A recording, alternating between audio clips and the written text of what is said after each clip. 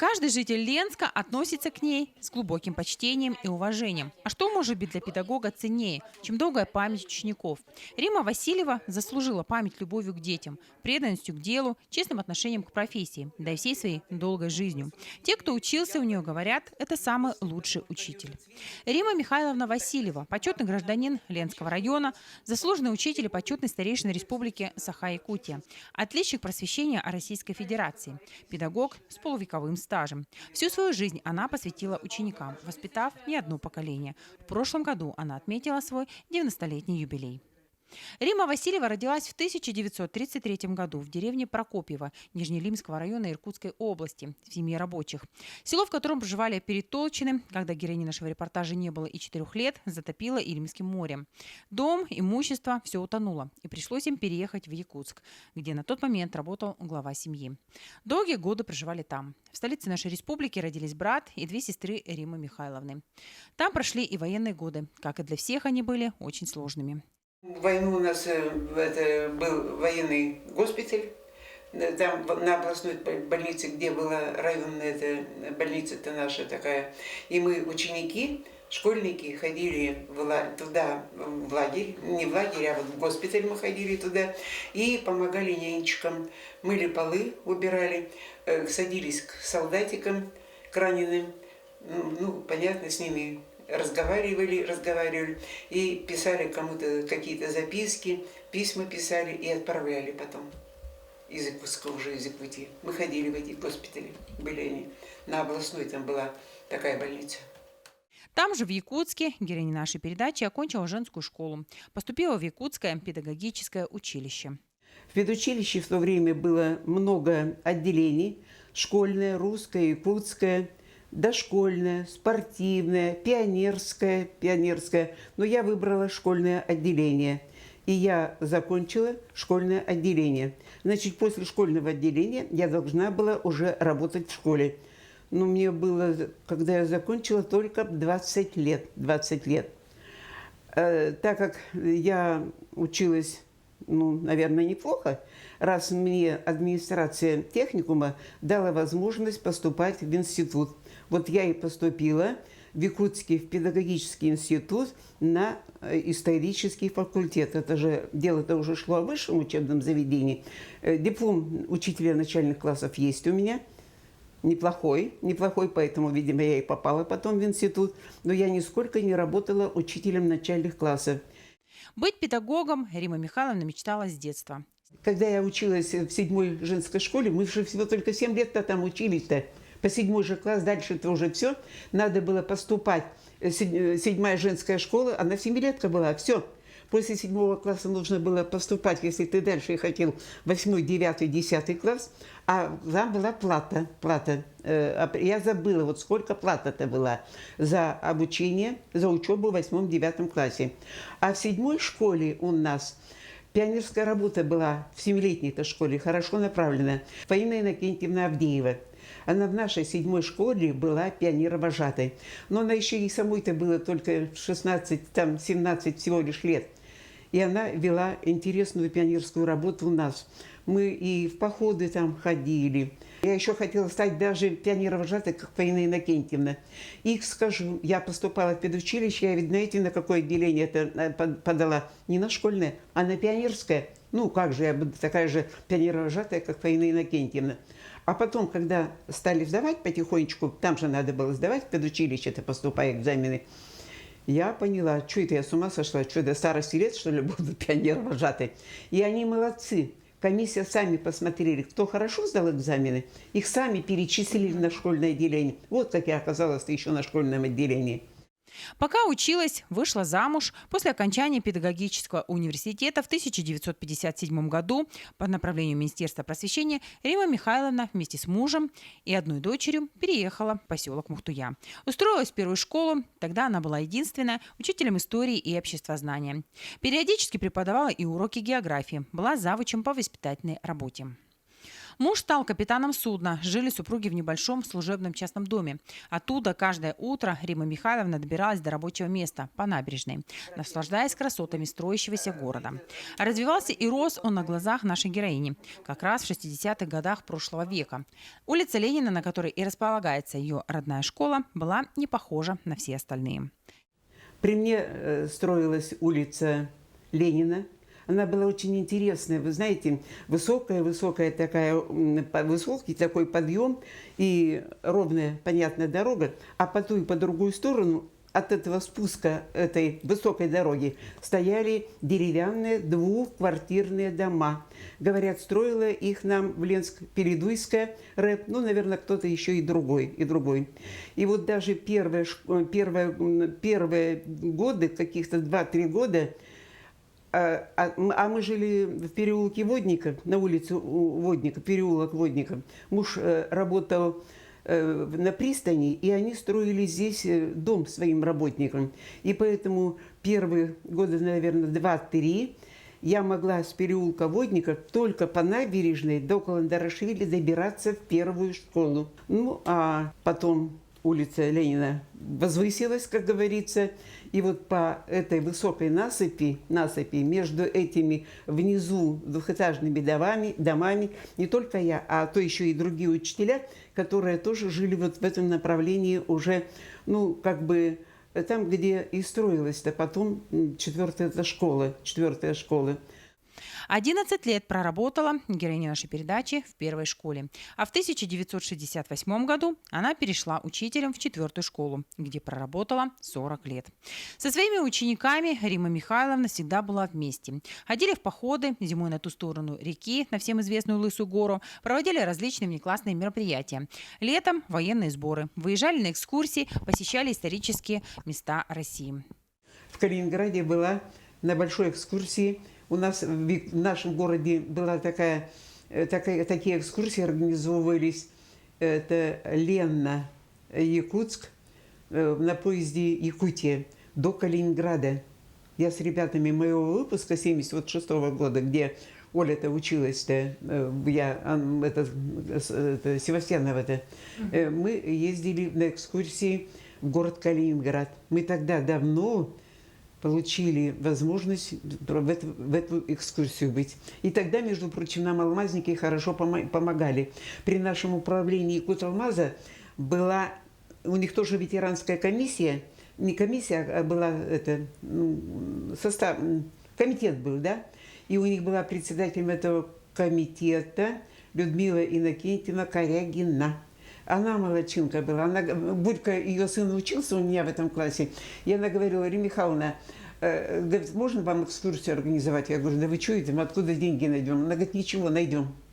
И она, какие-то алмазники, видимо, помогли нам, этой группе-то нас было 15 человек. У меня даже фотографии есть. Вот из нашего Ленска летели до Иркутска, а с Иркутска Смоленск, Минск. Мы в Бресте были, мы были в Хатыни. И мы тогда повязали синие галстуки, между прочим, вот в этой сожженной деревне.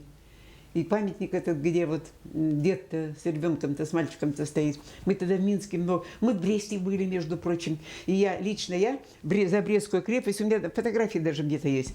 За Брестскую крепость, она большая, мы в музее были. А в одном месте за большое, это все, в самую Брестскую крепость, где они езжали в ворону, мы туда заходили далеко. А в одном месте мы в само здание не заходили, а там такой проход был, речка маленькая текла, и мостик был, и на той стороне была Польша. Вот так. Мы даже ступали, но это же, мы же друзьями были, мы ступали на польскую, моя нога была на польской территории. Вела уроки, занималась классным руководством и домашниками одновременно. Времени, вспоминает учитель, хватало на все.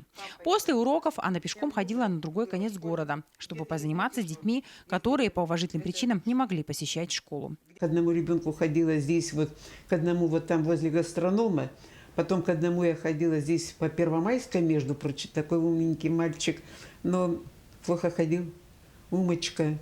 Даже ему в школе надо было учиться, я не знаю, я потом, видимо, они потом уехали, вот здесь вот они на Первомайской где-то недалеко жили, я помню даже их дом, помню квартиру. Этот ребенок был талантливый, но из-за того, что у него ноги плохо работали, он не ходил в школу. Вот я к этим двум таким больным ходила. И там еще так просто в школу многие приводили. У нас были кабинеты, где сидеть. Не в классах сидели на уроках, а вот есть же у нас такие учителя, которые с домашниками занимаются, так называется это. Васильева Рима Михайловна для меня это эталон. Эталон учителя, именно с большой буквы. Это тот учитель, про которого нужно говорить с придыханием, потому что, к сожалению, эта эпоха учителей уже уходит. Это эпоха учителей, которые работали бескорыстно. Они работали по своему призванию души. Они работали даже, может быть, даже не за деньги, а именно за тот блеск в глазах детей, которым им, казалось бы, возмещал все. Это были энтузиасты. Это 50-е годы. Она приехала в Ленский район, я знаю, в 57-м году.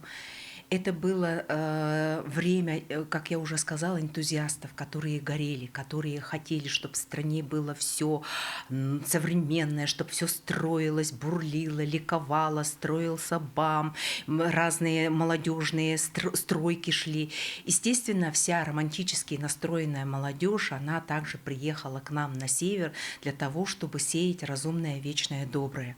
И среди этих молодых энтузиастов, комсомольцев, спортсменок, красавиц была и Рима Михайловна Васильева, которая отработала сначала в первой Мухтуйской школе 11 лет, а потом, представляете, 40 лет жизни она отдала нашей 4-й школе. Она стояла у самых истоков зарождения этой школы, и благодаря педагогам, таким как Рима Михайловна, были заложены основы, фундамент облика этой школы, да, то есть это те учителя, которые, наверное, придали развитие, каким должна быть эта школа, какой должна быть эта школа. Вообще я, конечно, восхищаюсь такими людьми, которые не только профессионалы, высокие профессионалы своего дела, но и люди, у которых не угасает интерес в глазах. Ко всему, вы посмотрите на Риму Михайловну, у нее такая открытая улыбка, у нее в глазах постоянно горит интерес к жизни. А такой интерес к жизни к таким преклонным годам очень сложно сохранить. Уже я наблюдаю людей, которым 30, 40, 50 лет, которые уже потеряли блеск в глазах, и как будто они от этой жизни ничего не ожидают, а она живет, она не зритель, она активный участник всей нашей общественной жизни, везде, на всех мероприятиях. Она сама приходит, говорит такие речи. И она, мне кажется, даст фору молодым педагогам, насколько у нее память. Всех своих учеников педагог помнит поименно. Женщина в нашей беседе вспомнила каждого. Многие пошли по стопам своего классного руководителя, стали учителями. Это выпуск был моего 80-го года, где в одном классе у меня было 3 медалиста золотых. Женька Козюбра, Ольга Рогова и Иринка Иванова. В одном классе в 78 году было 3 золотых медалиста. Я свои выпуски, у меня было 6 выпусков только в 4-й школе. Выпуск 76 года, это в 4-й. Нет, в первой школе было 2 выпуска. 66-го, где 8 человек у нас из моего того первого выпуска в первой школе, 8 человек пришли, стали учителями. Я их сейчас назову. Лида Мамонтова литературу, так, Люда Шипицын в нашей 4-й школе физика, Светка Квашмилева математика, Светочка Слепченко нет, тоже математика. Так, Филонова Альбина, видите, я помню. Это история в Иркутске, там она где-то живет. И Колототкина Люда, дошкольное отделение, Липунова Верочка, дошкольное отделение. И 2 трудовиками стали. Это Пашка Шабанов, он потом погиб, он в первой школе трудовиком работал. Со своими выпускниками классный руководитель встречается часто. Они приходят в гости к Риме Михайловне, много разговаривают, делятся новостями. Годы трудовой деятельности, проведенные со школьниками, заслуженный педагог вспоминает с особым теплом. Или я любила ребят, или я свою профессию любила. Вы знаете, я историю любила. Я к истории капитально работала, я готовилась к специальной истории. Ну, во-первых, я в педучилище училась, а у нас история была. Мы же тогда должны были учителями в начальных классах и историю вести, и географию вести. Я географию в педучилище хорошо знала. И когда мне пришлось маленечко вести уроки в первой школе географии, я с удовольствием согласилась. Я любила свой предмет, очень хорошо, как говорится, готовилась. Я в то время рассказывала детям очень много. Литературу еще много этих знала, этих баллад, всяких стихотворений. Вот Бородинская эта битва, не скажешь, дядя, ну, в общем, я это все детям рассказывала. Наверное, им запоминалось, что ли, это лучше. Лучше запоминалось, признается Валериан Рыбкин, один из первых учеников Риммы Михайловны. Сегодня ему 85. Он хорошо помнит, когда к ним в класс вошла молодой педагог Римма Васильева. Все эти долгие годы бывший ученик и педагог поддерживают связь. Мы как только с ней встречаемся, конечно, обнимаемся, вспоминаем. И где бы мы бы с ней бы не участвовали в мероприятиях, обязательно я рассказываю, вот мне уже 80 с лишним лет, убеленный сединой, а в зале сидит человек, у которого я учился. Я говорю: Римма Михайловна, встаньте и посмотрите на своего ученика. Она, конечно, смеется. Я у ней учился в 10 классе. Она нас выпустила. Вот, историю вела у нас. Как она как педагог? Педагог, она прекрасный. А в чем? Вот вызывает она ученика. А мы как-то не очень-то эту историю учили. Ну вот что это расскажет, то и это расскажет. А она сделала хитрый ход, вот такой.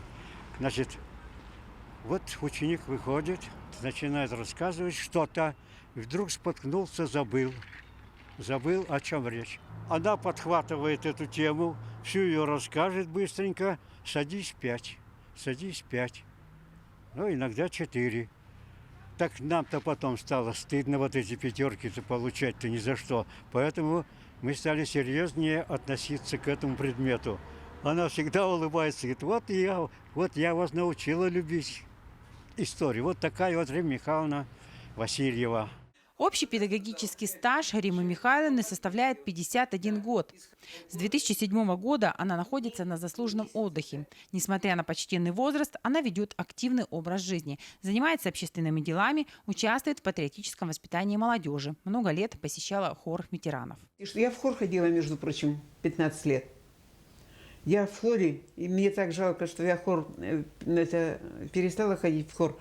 Знаете почему? Вот из-за этих палочек.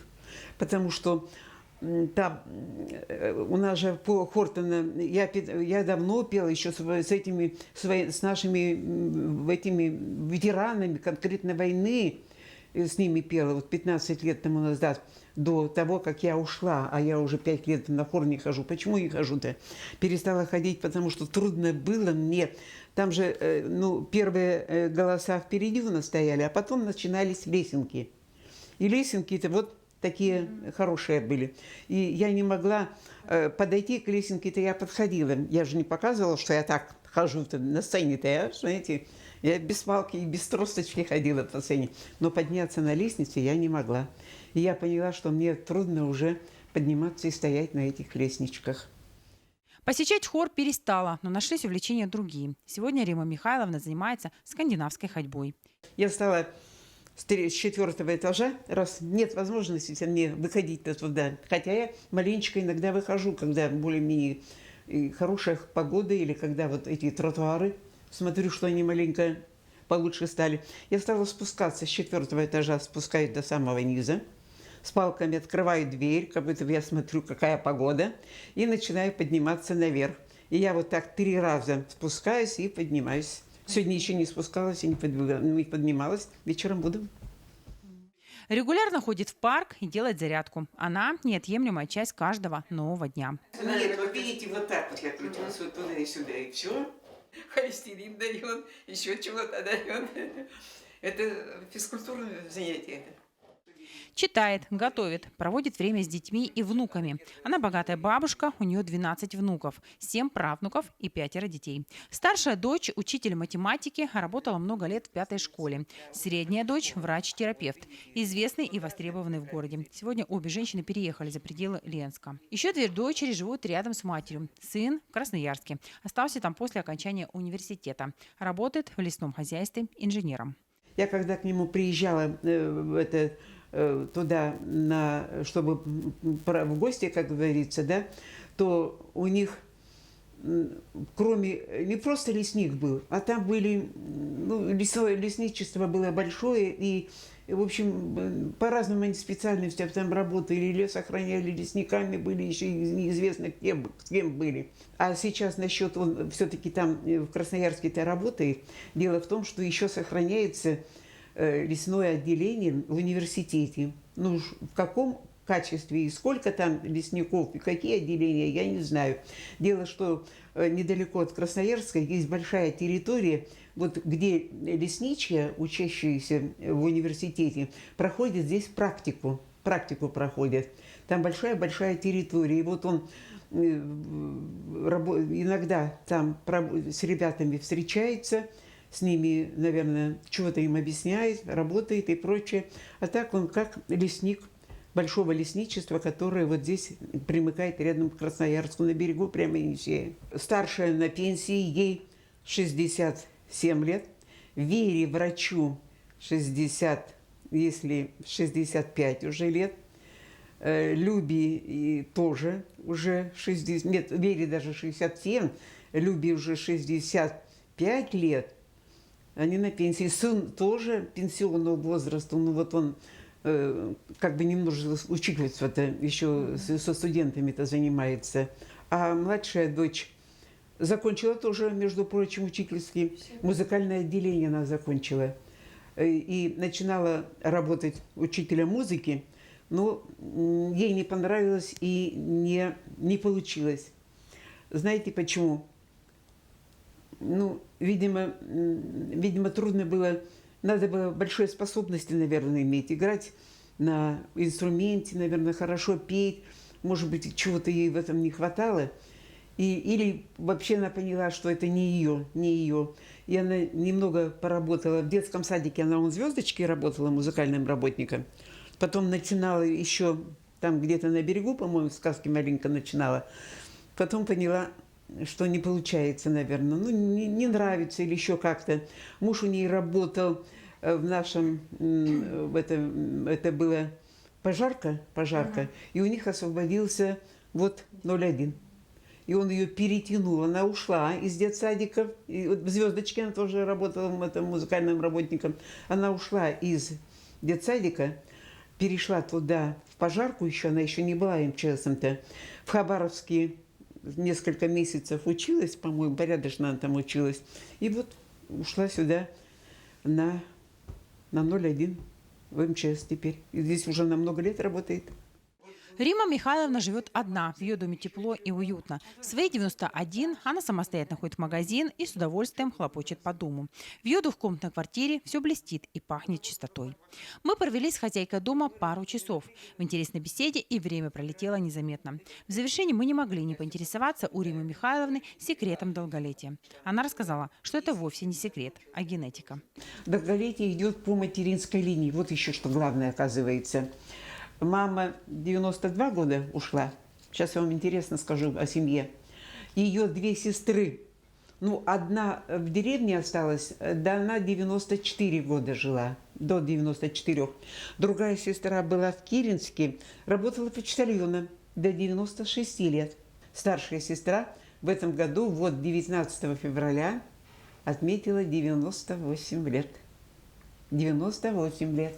Даже тех тетушек пережила. Я 90 вот отметила 6 октября. Братику было следом за 88 лет. Другому братику, у меня 2 братика, у нас 3 сестры-то. Ему вот недавно исполнилось 85 лет. Он живет, где они живут? Оба брата. Один живет там, это где Красноярск, нет, Курская магнитная аномалия. там городок Железногорск есть. А вот второй брат, которому 85-то это исполнилось, он работал в Киринске, между прочим, начальником рэба перетолочный по родителям, фамилия у меня.